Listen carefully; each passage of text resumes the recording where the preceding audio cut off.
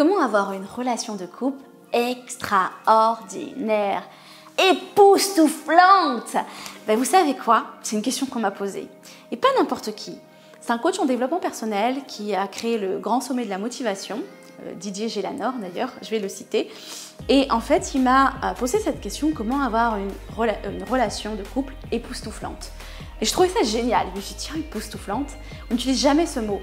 Mais clairement, c'est possible d'avoir une relation époustouflante et magique. Sauf que, vous savez quoi? On ne le dit jamais. On ne le dit jamais parce qu'on pense que si on se vantait d'avoir une relation époustouflante et magique, les personnes soit ne nous croiraient pas, soit pourraient nous dire qu'on se vante. Et donc, du coup, on se tait. Mais je peux vous dire qu'il y a des personnes, des amis qui ont des relations magnifiques et qui sont très très heureux en couple. Et qu'est-ce qu'ils ont dans leur relation? Qu'est-ce qu'ils ont? Il y a 4 choses que j'ai envie de partager avec vous aujourd'hui. 4 ou 5. La première chose qu'ils ont, c'est vraiment la sérénité et une bulle de couple. En fait, ils ont créé ensemble quelque chose de formidable pour clarifier les besoins et les désirs de chacun. Il y a de l'empathie, il y a de l'écoute, il y a de l'échange, il y a de la connexion. En fait, ils essayent vraiment de créer quelque chose de magique entre eux et ils essayent vraiment de prendre soin l'un de l'autre.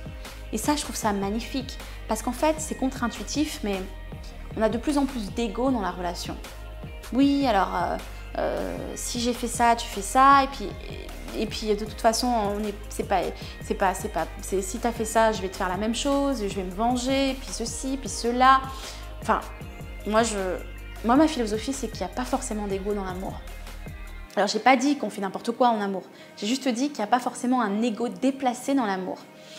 Et du coup, on peut très bien prendre soin de l'autre et prendre soin de soi en même temps. Hein. Quand on prend soin de l'autre, on peut aussi prendre soin de soi. On prend soin du couple également. Alors, quand c'est contre forcément l'autre... Pardon. Alors,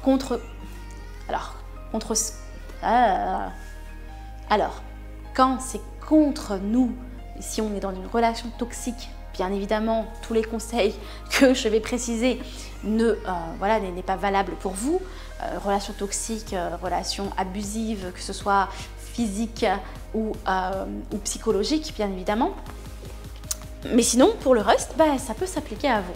La deuxième chose qu'ils ont, c'est cette capacité à communiquer avec fluidité et cette capacité à communiquer avec fluidité et aussi dans un échange adulte à adulte. Il n'y a pas d'enfants, il n'y a pas de parents là dans le couple. On est adulte à adulte, on a la capacité de communiquer avec ce qu'on pense, ce qu'on ressent, sans avoir peur du jugement de l'autre, sans se dire que l'autre va nous juger ou dire qu'on a tort. Vous savez, des fois on dit les choses et puis l'autre va réagir de façon un peu brutale ou va nous casser, ou va rigoler, ou va nous juger, même s'il ne nous le dit pas, il va nous sortir derrière « mais tu m'as dit ça la dernière fois ». Ça, par exemple, forcément, ce n'est pas une relation de couple époustouflante. Mais vous pouvez changer vos habitudes de communication. La troisième chose que j'avais envie de partager avec vous, et je partage énormément d'astuces sur cette chaîne, n'est-ce pas? C'est l'intimité. Alors l'intimité, c'est pas que le sexe. L'intimité, c'est tout ce qu'il y a autour. C'est comment est-ce qu'on crée de la connexion avec son partenaire. Comment est-ce qu'on crée quelque chose de magique au lit et en dehors du lit. Comment est-ce qu'on va aussi faire de superbes préliminaires. Comment est-ce qu'on va casser la routine. Comment est-ce qu'on va surprendre l'autre. Comment est-ce qu'on va lui donner des orgasmes puissants. Bref, il y a tout ça. D'ailleurs, vous avez peut-être vu mon programme Rouge Passion, je vous le mets sur le côté parce que ça peut peut-être vous parler et vous allez être heureux de voir ça. Et puis l'autre chose que j'ai aussi envie de vous dire, c'est bien évidemment cette capacité-là à traverser les cycles. Cette capacité à traverser les cycles est importante. De toute façon, dans un couple, c'est comme les saisons. On a le printemps. J'aime bien commencer par le positif. On a le printemps, on a l'été, on a l'automne et on a l'hiver. Et si vous voulez, dans le cycle d'un couple, ça peut être aussi la même chose. Et parfois, c'est l'hiver. Parfois, on ne se sent pas très bien. Parfois, l'un ou l'autre, on vit des choses un peu difficiles.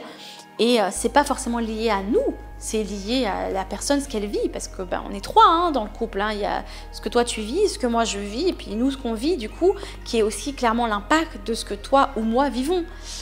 Vous voyez ce que je veux dire? Voilà, donc c'est ça que j'avais envie de partager avec vous. Si vous êtes d'accord, mettez-moi dans les commentaires que vous êtes d'accord. Qu'est-ce que vous appliquez aujourd'hui dans votre relation? Mettez-le moi aussi dans les commentaires. Qu'est-ce qui vous manque dans votre relation aujourd'hui? Qu'est-ce que vous aimeriez? Et si vous êtes célibataire, qu'est-ce que vous aimeriez vivre dans votre relation également?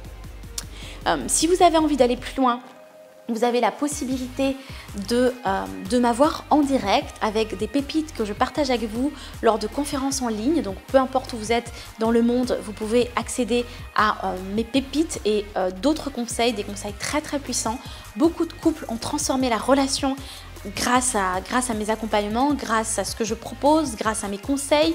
Vous allez aussi pouvoir retrouver plein de choses sur la chaîne YouTube, mais je ne vous dévoile pas tous mes secrets. Donc rejoignez-moi, je vous mets le lien dans la description de la vidéo. On a plein de rendez-vous ensemble. Inscrivez-vous au prochain rendez-vous. À très vite!